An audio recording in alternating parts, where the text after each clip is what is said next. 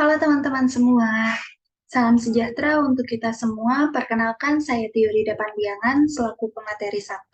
Kemudian ada kedua rekan saya yaitu Dida Fadona Azahra selaku pemateri 2 dan Reja Rizky Yuniar selaku pemateri 3.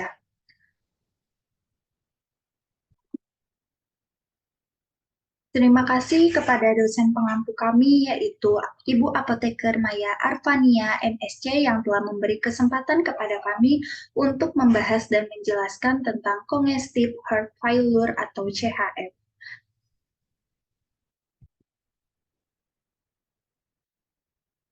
Pada makalah yang berjudul Congestive Heart Failure atau CHF ini, kami akan membahas tentang apa itu CHF, kemudian bagaimana terapi pencegahannya, lalu apa saja obat, dan bagaimana dosisnya.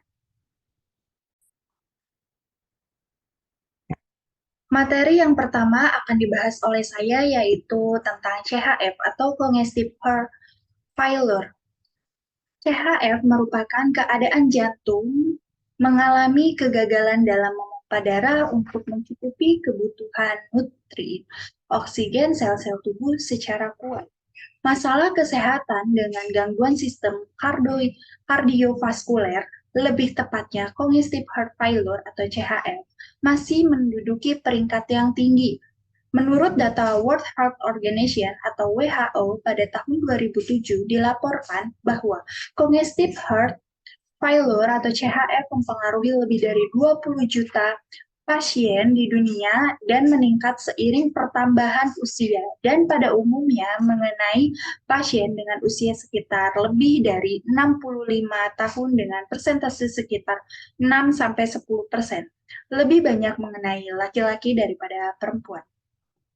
Faktor yang dapat menimbulkan perawatan ulang di rumah sakit yaitu gaya hidup yang tidak sehat dan tidak teraturnya pola makan dari pasien, kemudian merokok, lalu stres, sehingga membuat kondisi pasien akan semakin menurun.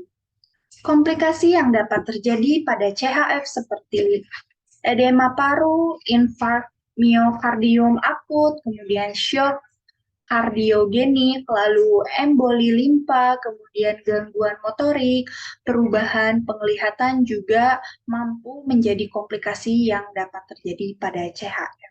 Kemudian materi selanjutnya akan dijelaskan oleh rekan saya yaitu Dida Fadona Azahra.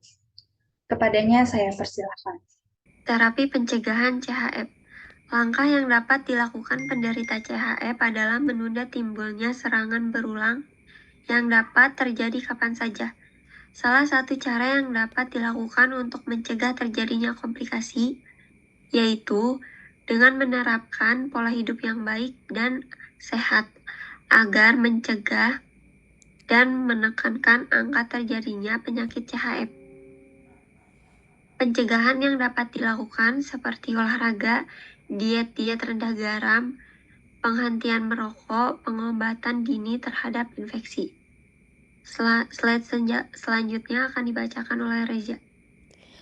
Slide selanjutnya yaitu digunakan adalah obat furosemid. Furosemid merupakan obat yang memiliki kemampuan untuk meningkatkan ekskresi natrium dalam urin dan mengurangi tanda-tanda fisik dari retensi cairan pada pasien dengan gagal jantung. Penggunaan furosemid oral pada pasien gagal jantung yang paling sering diberikan adalah 40 mg per hari dengan pemberian selama 5 hari. Berdasarkan data yang diperoleh, penggunaan furosemid oral maksimal yang digunakan pada pasien gagal jantung adalah 3 kali 40 mg. Hal ini berarti bahwa penggunaan maksimal obat furosemid pada pasien dalam penelitian ini adalah 120 mg per hari. American Heart Association dan Drug Information Handbook menjelaskan bahwa pemberian awal obat furosemid oral yaitu 20-80 mg per dosis. Sedangkan untuk pemeliharaan dapat dilakukan peningkatan dosis secara bertahap dari 20-40 mg setiap 6-8 jam untuk efek yang diinginkan.